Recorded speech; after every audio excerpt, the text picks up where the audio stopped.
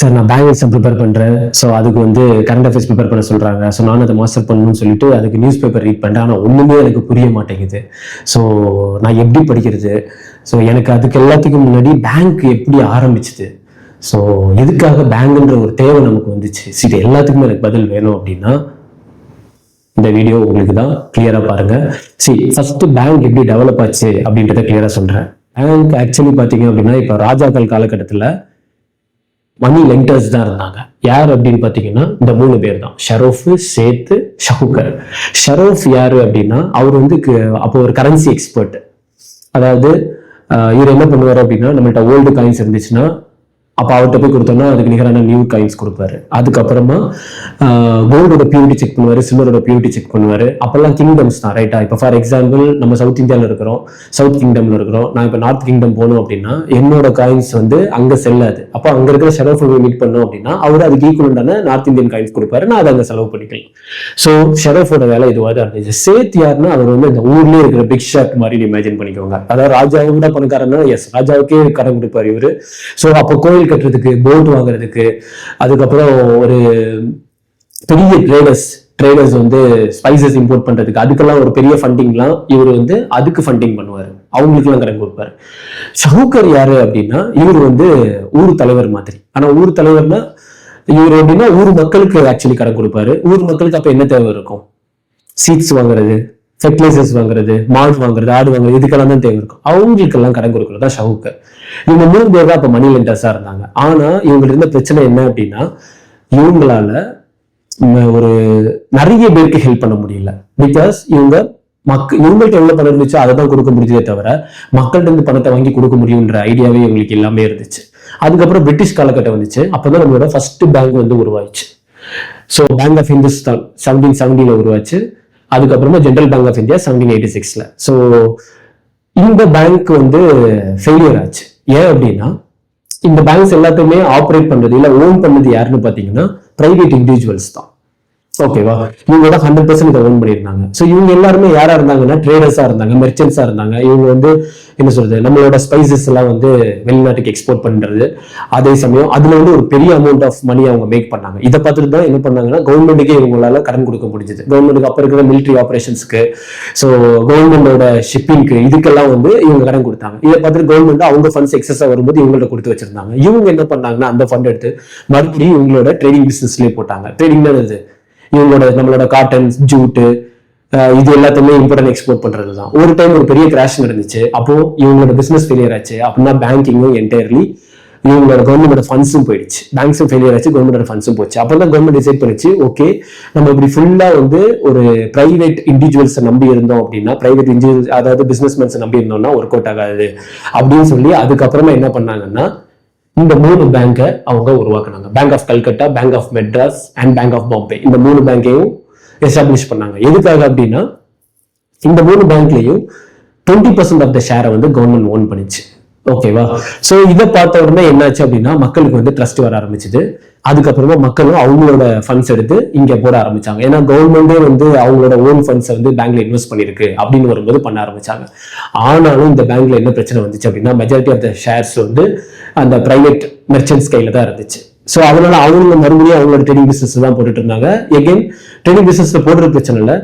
இங்க வந்து என்ன சொல்றது, இப்போ வந்து கவர்மெண்ட் என்ன பண்ணுது அப்படின்னா அக்ரிகல்ச்சர் ப்ரொமோட் பண்ணணும்னு நினைக்குது. ஆனா இவங்க அப்போ அங்க நிறைய பிரான்ச்சஸ் கிரியேட் பண்ணணும், நிறைய ஃபார்மர்ஸ்க்கு ஹெல்ப் பண்ணணும்னு நினைக்கிறாங்க. ஆனா இவங்க என்ன பண்றாங்க அப்படின்னா ஸோ இவங்க வந்து பிக் சிட்டிஸ்க்கு மட்டும்தான் பிரான்ச்சஸை கிரியேட் பண்ண நினைக்கிறாங்க. அங்கதான் குயிக்கா அவங்களால ப்ராஃபிட் மேக் பண்ண முடியும். இதுக்கு பண்ணாங்க.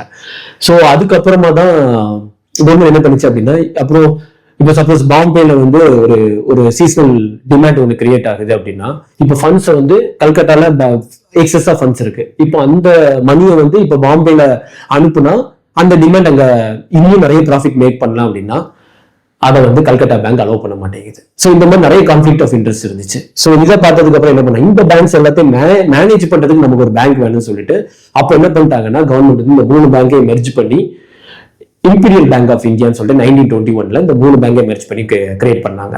லேட்டரா இதுதான் நேஷனலைசேஷன் ஆனதுக்கு அப்புறமா எஸ்பிஐயா மாறிச்சு. நேஷனலைசேஷன்லாம் என்ன அப்படின்றத நான் கிளியரா ஷேர் பண்றேன். So imperial bank of India வந்து நல்லா தான் ஆப்ரேட் ஆகிட்டு இருந்துச்சு. ஆனா என்ன ஆச்சு அப்படின்னா இந்த பேங்க்ல வந்து ஒரு பிரச்சனை இருந்துச்சு. இம்பீரியல் பேங்க் ஆஃப் இந்தியா ரெண்டு ரோல் பார்த்துட்டு இருந்துச்சு. ஒண்ணு, இது வந்து கமர்ஷியல் பேங்காக ஆக்ட் ஆயிடுச்சு. கமர்ஷியல் பேங்க்ல என்னது, பீப்புள் வந்து டெபாசிட்ஸை கலெக்ட் பண்ணிக்கிட்டாங்க, பிசினஸஸ்க்கு லோன் கொடுக்கணும், இந்த ரெண்டு தான் மெயின்ஸா பார்த்துட்டு இருந்தாங்க. அதுக்கப்புறம் இது வந்து ஒரு ரெகுலேட்டரி பாடியாகவும் இருந்துச்சு. மற்ற பேங்க்ஸ் இப்போ நிறைய பிரான்ச்சஸ் எல்லாம் உருவாக்குனாங்கல்ல, அந்த பேங்க்ஸ் எல்லாத்தையும் ரெகுலேட்டும் பண்ணணும். ரெகுலேட்டரியில ப்ராஃபிட் வருமா, வராது. ஸோ ஒரே ஒரு சிங்கிள் அசோசியேஷன் வந்து ப்ராஃபிட்டே மேக் பண்ணணும், அதே சமயம் ரெகுலேட்டரியும் பண்ணணும் அப்படின்னு சொல்லும்போது பண்ண முடியல அதால. ஸோ அப்போ இந்த பேங்க்ஸ் எல்லாத்தையுமே ரெகுலேட் பண்றதுக்கு, மணி சப்ளை எல்லாத்தையுமே கண்ட்ரோல் பண்றதுக்கு அதுக்கப்புறமா தான் ஆர்பிஐன்னு ஒண்ணு கொண்டு வந்தாங்க கவர்மெண்ட். பேங்கர்ஸ்க்கெல்லாம் பேங்க் அப்படின்னு சொல்லிட்டு இதை கொண்டு வந்தாங்க. ஆர்பிஐ வந்து டைரக்டா பப்ளிக்கு, உங்களுக்கு தெரியும், டைரக்டா பப்ளிக் எதுவுமே அதை லென் பண்ணாது. ஆனா இந்த பேங்க்ஸ் எல்லாத்தையும் அதை மேனேஜ் பண்ணிச்சு. அப்புறம் மணி சப்ளை எப்போ தேவையா பார்த்து கண்ட்ரோல் பண்ணிச்சு. ஸோ இது எல்லாமே ஆர்பிஐ பண்ண ஆரம்பிச்சது. பட் என்னவா இருந்தாலும் இவங்களால ஆர்பிஐ எதுக்கு ஆக்சுவலி கொண்டு வந்தாங்க அப்படின்னா, ஒரு அக்ரிகல்ச்சரல் ஆக்டிவிட்டிஸ்க்குலாம் நிறைய நம்ம இன்வெஸ்ட் பண்ணணும், ஒரு எக்கனாமியோட growthக்கு நிறைய ஃபண்டிங் கொடுக்கணும் அப்படின்னு நினைக்கிறாங்க. ஆனாலும் இங்க வந்து என்ன சொல்றது, majority of the shareholders வந்து இவங்க தான் இருக்கிறாங்க, அந்த பிசினஸ் பீப்புள் தான் இருக்கிறாங்க, பிரைவேட் வெஞ்சர்ஸ் தான் இருக்கிறாங்க அப்படின்றனால அவங்க அதை ஃபண்ட் பண்ண அலோவ் பண்றது இல்லை. அப்புறம் தான் கவர்மெண்ட் டிசைட் பண்ணிச்சு, ஓகே மெஜாரிட்டி ஆஃப் த ஷேரை நம்ம எடுக்கலாம் அப்படின்னு சொல்லி தான் எல்லா பேங்கையும் நேஷனலைசேஷன் ஆகலாங்க. 1949ல நிறைய பேங்க்ஸ் நேஷனலைஸ், அதுக்கப்புறம் நிறைய பேங்க்ஸும் உருவாச்சு. கிட்டத்தட்ட நம்ம Punjab national bank, Allahabad bank, bank of Baroda, Canara bank, central bank of India, இது எல்லாமே அப்பதான் உருவாச்சு. அதெல்லாமே அங்க கிரியேட் ஆக ஆரம்பிச்சது. ஏன்னா நேஷனலைசேஷன் வந்துச்சு. Nationalisation majority of the shares bank தான் ஓன் பண்ணிச்சு. மக்களுக்கு அப்படின்னா ஒரு பேங்கோட கவர்மெண்டோட ஃபண்ட்ஸே அங்கதான் இருக்கு அப்படின்னு நிறைய அங்கதான் இருக்கனால ட்ரஸ்ட் அதிகமாக பில்ட் ஆச்சு.